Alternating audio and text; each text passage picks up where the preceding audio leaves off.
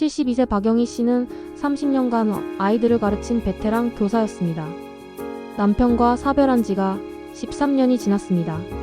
사업하는 남편과 살면서 사업이 잘 되지 않아 병을 얻어 영희의 남편은 일찍 하늘나라로 떠났으며 영희는 그때 아이들을 학교 및 결혼을 시키느라 경제적으로 어려워 퇴직할 때 본인 연금의 반절만 처리하고 반절은 현금으로 찾아서 생활을 하여서 지금 형편이 좋지 않습니다.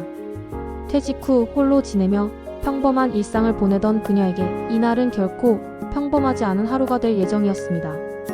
9월의 선선한 아침, 영희는 정기검진을 위해 대학병원을 찾았습니다.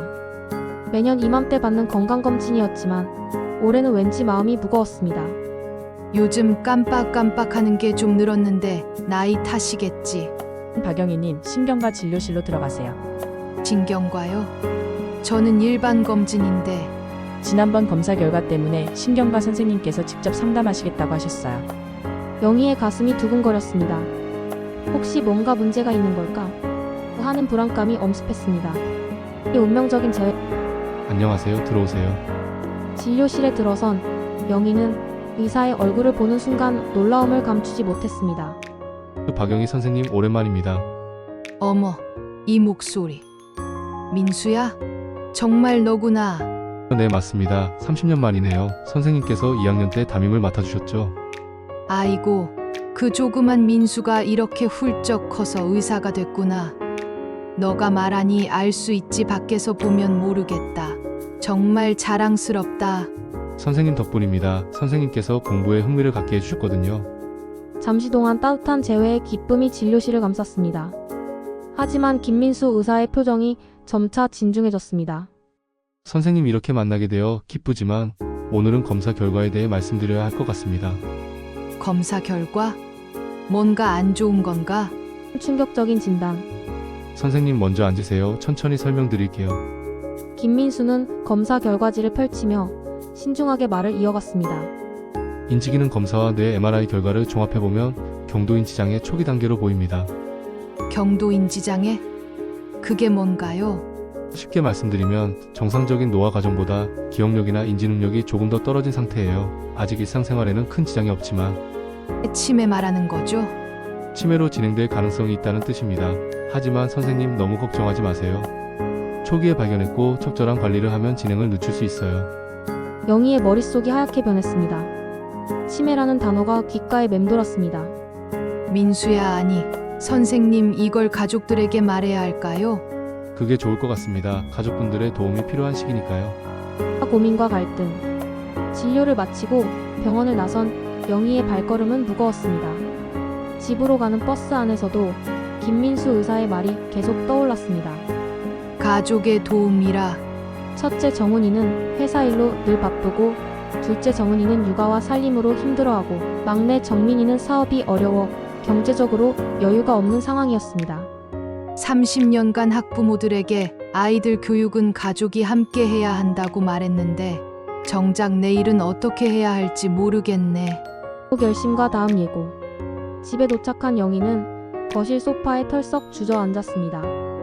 벽에 걸린 가족 사진을 바라보며 그녀는 큰 결심을 했습니다. 아이들에게 말해야겠어. 숨길 수는 없잖아. 하지만 영희는 아직 몰랐습니다. 자녀들의 반응이 그녀가 예상했던 것과는 전혀 다를 것이라는 사실을. 이 자녀들의 반응. 가족회의 소집. 진단을 받은 지 3일이 지났습니다. 영희는 마침내 세 자녀에게 전화를 걸어 집으로 모이자고 했습니다. 오랜만에 온 가족이 모이는 자리였습니다. 전화로 정훈아. 이번 주말에 집에 와라. 정은이랑 정민이도 부른다. 어머니 무슨 일이에요? 갑자기 다 모이자고 하시니까. 와서 얘기하자. 중요한 일이야. 영희의 진중한 목소리에 정훈은 뭔가 심상치 않다는 것을 느꼈습니다. 같은 전화를 받은 정훈과 정민도 마찬가지였죠. 여보, 엄마가 갑자기 다 모이자고 하시는데. 엄마 목소리가 이상했어. 뭔가 큰일 생긴 것 같아. 어머니 왔습니다. 엄마 안녕하세요. 애들은 집에 두고 왔어요. 어머니 건강하시죠? 거실에 둘러앉은 네 사람. 영희는 한참을 망설인 후 입을 열었습니다. 얘들아, 엄마가 병원에 다녀왔다. 병원요? 어디 아프세요? 정기검진을 받았는데 의사가 그러는데 경도인 지장혈의 치매 초기 단계라고. 뭐라고요? 치매요? 어머니, 그게 정말이에요? 엄마 그럼 어떡해요? 세 자녀의 표정이 순간 굳어졌습니다. 예상은 했지만 실제로 듣게 되니 충격이 컸습니다. 아직 일상생활에는 큰 지장 없다고 했어. 하지만 앞으로는 너희들이 좀 신경 써줘야 할 것 같다. 첫째 아들의 강경한 주장. 어머니, 이제 혼자 사시면 안 돼요. 정훈아, 아직은.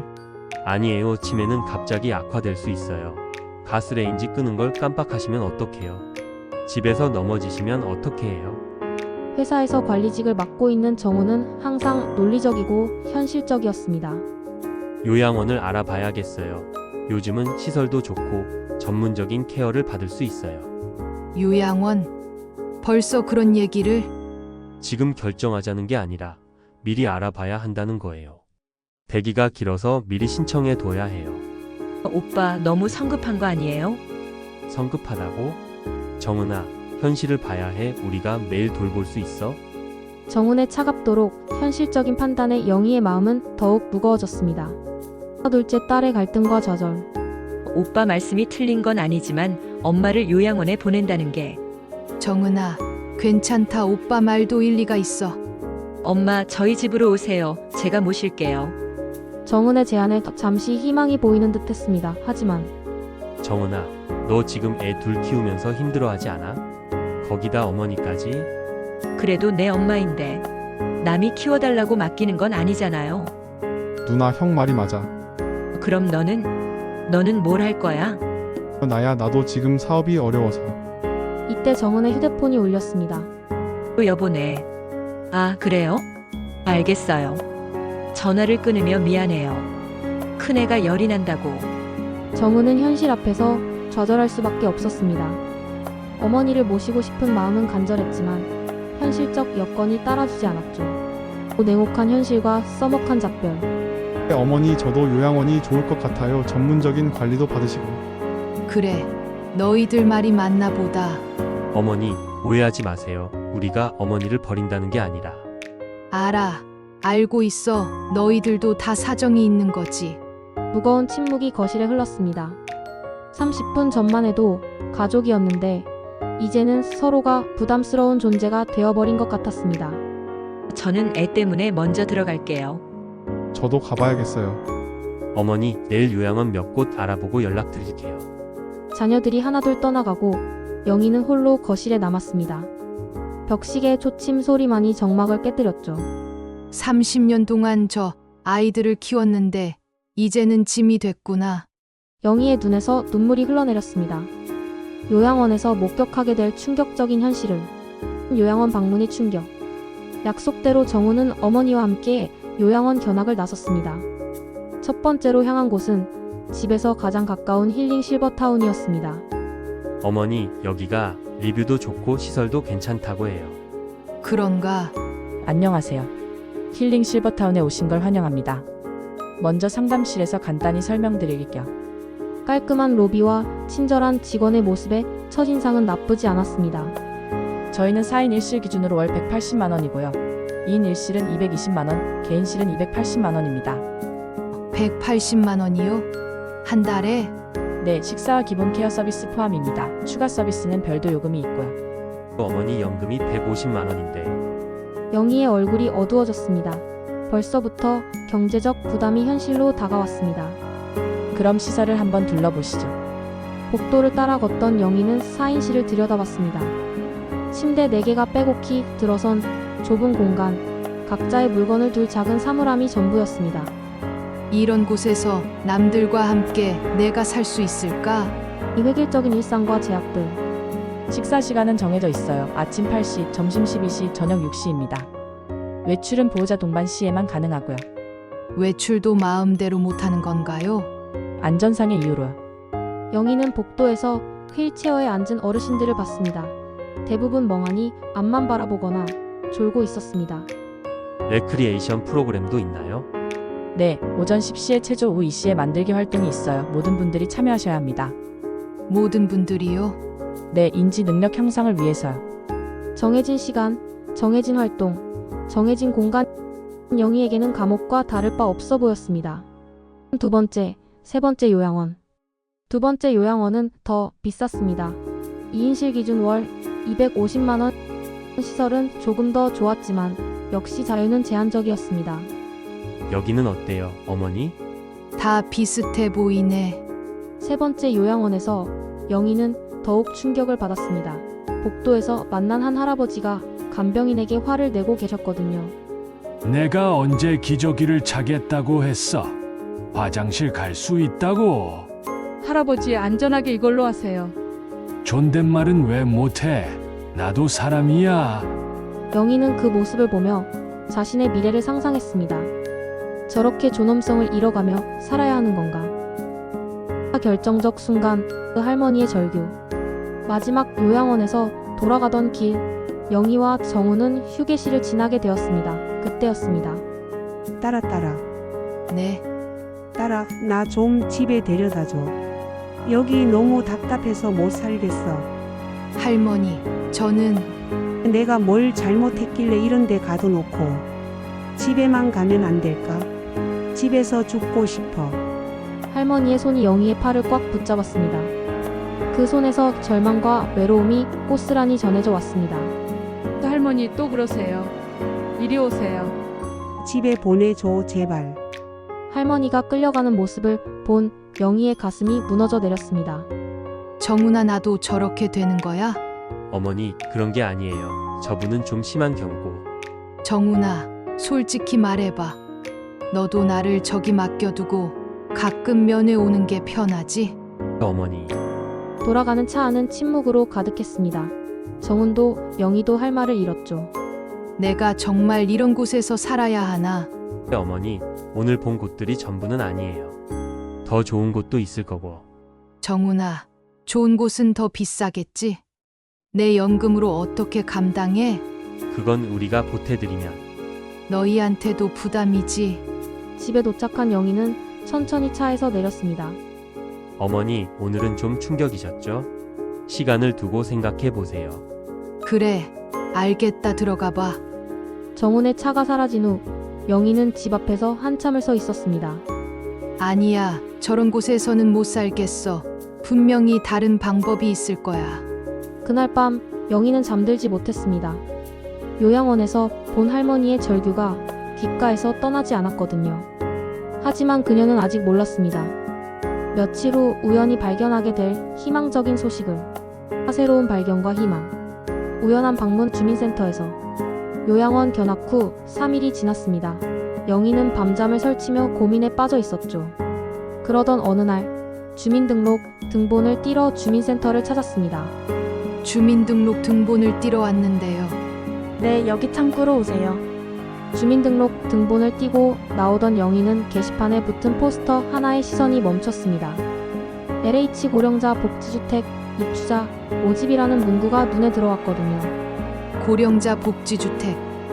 이게 뭐지? 영희는 호기심에 포스터를 자세히 들여다봤습니다. 그때 뒤에서 누군가 말을 걸었습니다. 친절하게 어머니, 혹시 그거 관심 있으세요? 네. 아, 이게 뭔지 잘 몰라서요. LH에서 운영하는 고령자 전용 주택이에요. 혹시 시간 있으시면 자세히 설명해 드릴게요. 그럴까요? 잘 모르겠네요. 이 희망의 첫 번째 빚 상담. 어머니 연세가 어떻게 되세요? 72살입니다. 아, 그럼 신청 가능하세요. 만 65세 이상 1인 가구가 대상이거든요. 직원은 친절하게 팸플릿을 펼치며 설명을 시작했습니다. 5만 원요? 한 달에? 네, 맞아요. 요양원에 비하면 엄청 저렴하죠. 게다가 혼자 사실 수 있는 독립적인 공간이에요. 영희의 눈이 반짝였습니다. 요양원 월 180만 원과는 비교할 수 없는 금액이었거든요. 그런데 저 같은 사람도 들어갈 수 있을까요? 치매 초기 진단을 받았거든요. 아, 그러셨군요. 하지만 일상생활이 가능하시면 문제없어요. 오히려 여기는 고령자를 위한 안전시설이 잘 되어 있어서 더 좋을 것 같은데요. 어떤 시설들이 있나요? 무장의 설계로 되어 있고 화장실과 거실 곳곳에 안전바가 설치되어 있어요. 응급 상황 시 누를 수 있는 응급벨도 있고요. 가산점과 희망적 소식. 혹시 어머니 직업이 어떻게 되셨어요? 초등학교 교사였습니다. 30년 근무했어요. 어머. 그럼 가산점이 많이 붙으시겠네요. 가산점이요? 네, 교직 경력이 30년이면 상당한 가산점이에요. 입주 우선순위에서 많이 유리하실 거예요. 영희의 마음에 희망이 스며들기 시작했습니다.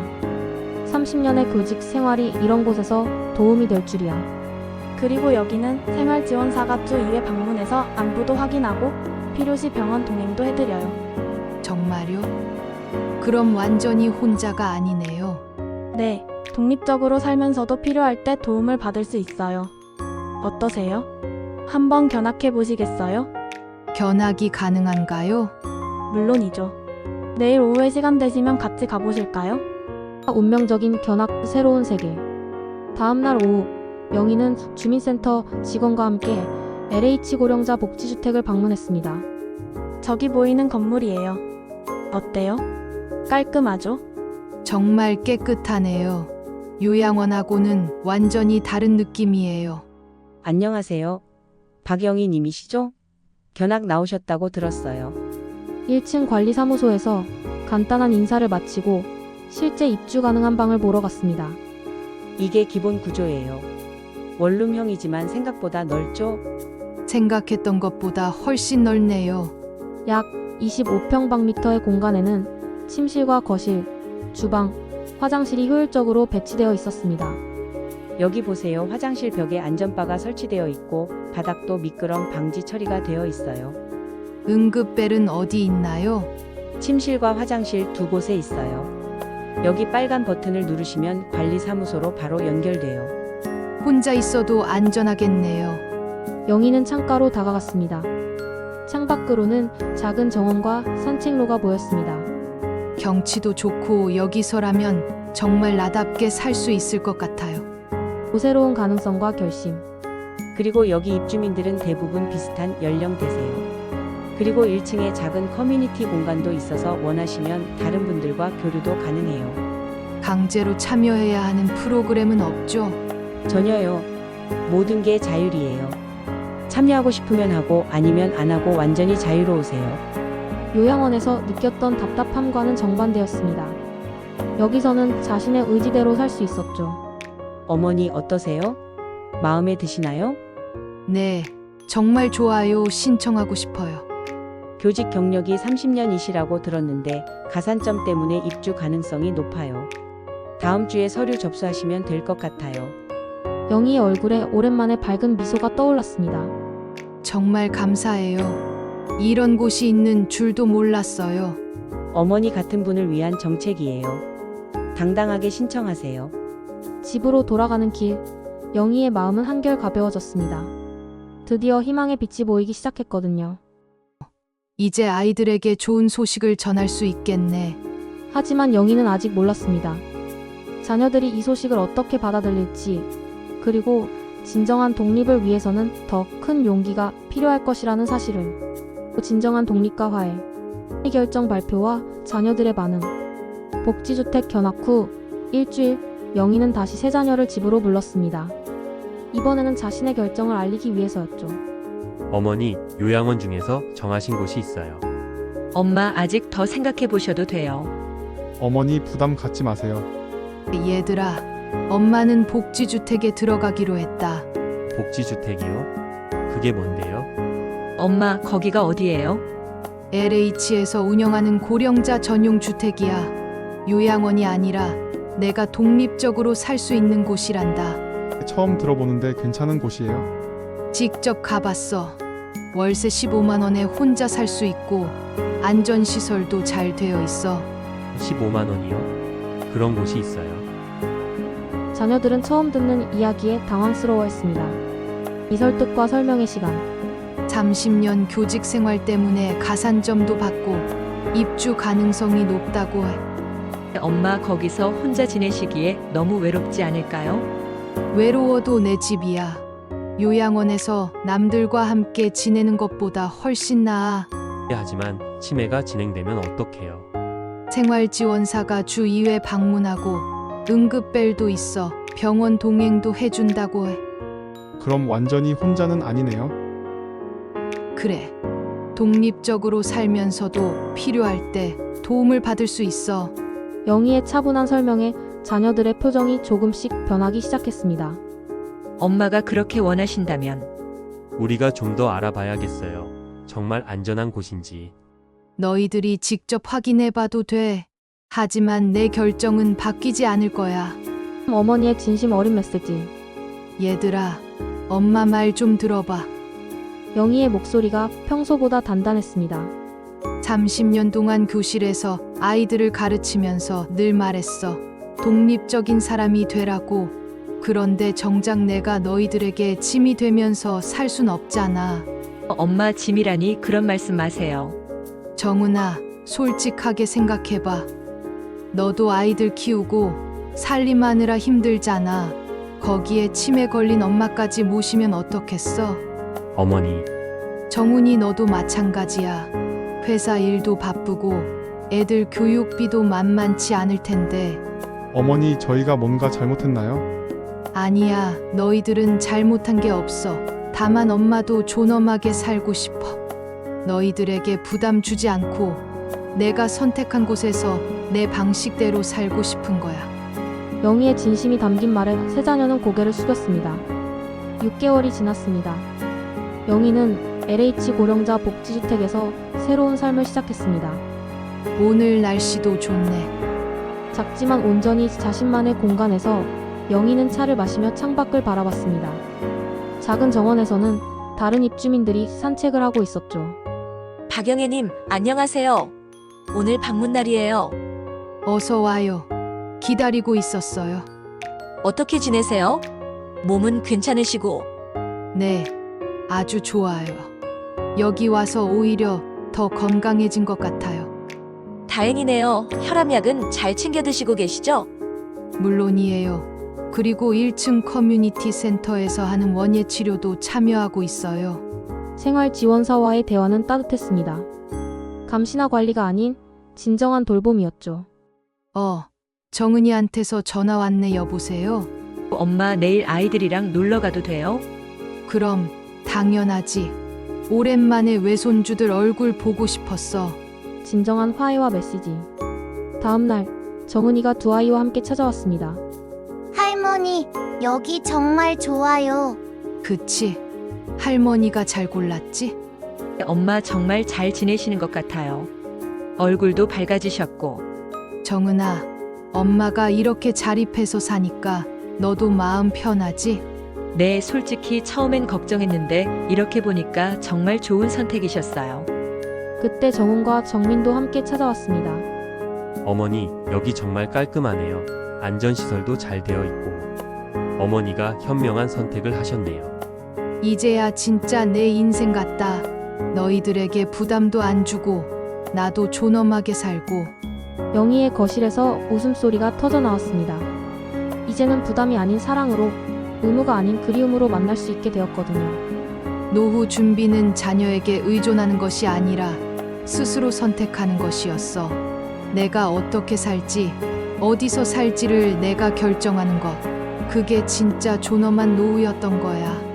72세 박영희 씨의 이야기는 이렇게 새로운 시작으로 이어졌습니다. 때로는 가장 현실적인 선택이 가장 인간적인 선택이기도 합니다. 노후는 끝이 아니라 또 다른 시작이며 그 시작은 우리 스스로가 만들어가는 것입니다. 여러분의 노후는 어떤 모습이길 원하시나요?